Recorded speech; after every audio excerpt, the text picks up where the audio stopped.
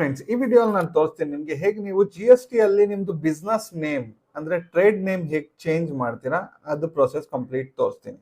ಇವಾಗ ನಾನು ಲಾಗಿನ್ ಮಾಡ್ಕೊಂಡಿದ್ದೀನಿ ಜಿ ಎಸ್ ಟಿ ಪೋರ್ಟಲ್ ಅಲ್ಲಿ. ಇಲ್ಲಿ ಹೋಗ್ತೀರಾ ಸರ್ವಿಸಸ್ ಅಲ್ಲಿ, ಇಲ್ಲಿ ರಿಜಿಸ್ಟ್ರೇಷನ್, ಇಲ್ಲಿ ಹೋಗ್ತೀರಾ amendment of registration code field, ಇದ್ರ ಮೇಲೆ ಕ್ಲಿಕ್ ಮಾಡ್ತೀರಾ.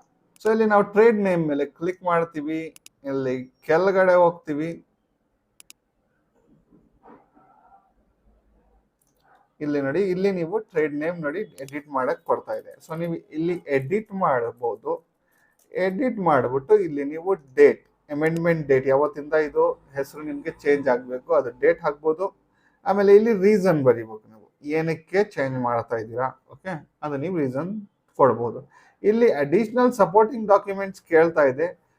PDF ಅಲ್ಲಿ ಇಲ್ಲ JPEG ಫಾರ್ಮೆಟ್ ಅಲ್ಲಿ ನೀವು ಕಳಿಸ್ಬೋದು.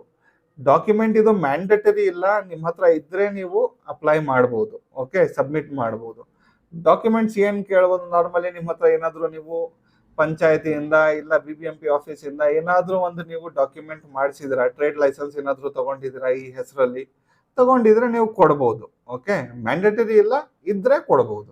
ಓಕೆ, ಸೊ ಇಲ್ಲಿ ನಾನು ನೇಮ್ ಹಾಕಿದ್ದೀನಿ, ಡೇಟ್ ಹಾಕ್ಬಿಟ್ಟೆ. ಓಕೆ, ಇಲ್ಲಿ ರೀಸನ್ ಏನಕ್ಕೆ ಚೇಂಜ್ ಮಾಡ್ತಾ ಇದ್ದೀನಿ, ಸೊ ರೀಸನ್ ಒಂದು ರಿಕ್ವೆಸ್ಟ್ ಮಾಡಿದ್ದೀನಿ. ಓಕೆ, ಸೊ ಇಲ್ಲಿ ಆಮೇಲೆ ಸೇವ್ ಮೇಲೆ ಕ್ಲಿಕ್ ಮಾಡ್ತೀವಿ. ಸೊ ಇಲ್ಲಿ ನೋಡಿ, ಇಲ್ಲಿ ಟ್ರೇಡ್ ನೇಮ್ ಚೇಂಜ್ ಆಗಿದೆ, ಬಟ್ ಇದು ಅಪ್ರೂವ್ ಆಗಬೇಕು ಡಿಪಾರ್ಟ್ಮೆಂಟ್ ಇಂದ. ಓಕೆ, ಸೊ ಇಲ್ಲಿ ಸೇವ್ ಅಂಡ್ ಕಂಟಿನ್ಯೂ ಮೇಲೆ ಕ್ಲಿಕ್ ಮಾಡ್ತೀವಿ. ಇಲ್ಲಿ ಆಮೇಲೆ ಕಂಟಿನ್ಯೂ, ಆಮೇಲೆ ಇಲ್ಲಿ ಕಂಟಿನ್ಯೂ, ಇಲ್ಲಿ ಆಮೇಲೆ ಕಂಟಿನ್ಯೂ ಮಾಡ್ತೀರಾ. ಆಮೇಲೆ ಇಲ್ಲಿ ಚೆಕ್ ಮಾಡ್ತೀರಾ, ಇಲ್ಲಿ ನಿಮ್ಮ ಹೆಸರು ಸೆಲೆಕ್ಟ್ ಮಾಡ್ತೀರಾ, ಮತ್ತೆ ಇಲ್ಲಿ ಪ್ಲೇಸ್ ಹಾಕ್ತೀರಾ. ಈ ಪ್ಲೇಸ್ ನೋಡಿ, ನಿಮ್ಮ ಏರಿಯಾ ಹೆಸರು ಇಲ್ಲ ಸಿಟಿ ಹೆಸರು ಇಲ್ಲ ಸ್ಟೇಟ್ ಹೆಸರು ನೀವು ಹಾಕ್ಬೋದು. ಓಕೆ, ಹಾಕ್ಬಿಟ್ಟು ಸಬ್ಮಿಟ್ ವಿತ್ EVC ಮೇಲೆ ಕ್ಲಿಕ್ ಮಾಡ್ತೀರಾ. ಸೊ ಇಲ್ಲಿ ನಿಮ್ದು ರಿಜಿಸ್ಟರ್ಡ್ ಮೊಬೈಲ್ ನಂಬರ್ ಇಲ್ಲ ಇಮೇಲ್ ಐಡಿಗೆ OTP ಹೋಗಿರುತ್ತೆ, ಅದು OTP ಹಾಕ್ಬಿಟ್ಟು ವ್ಯಾಲಿಡೇಟ್ ಮೇಲೆ ಕ್ಲಿಕ್ ಮಾಡ್ತೀರಾ.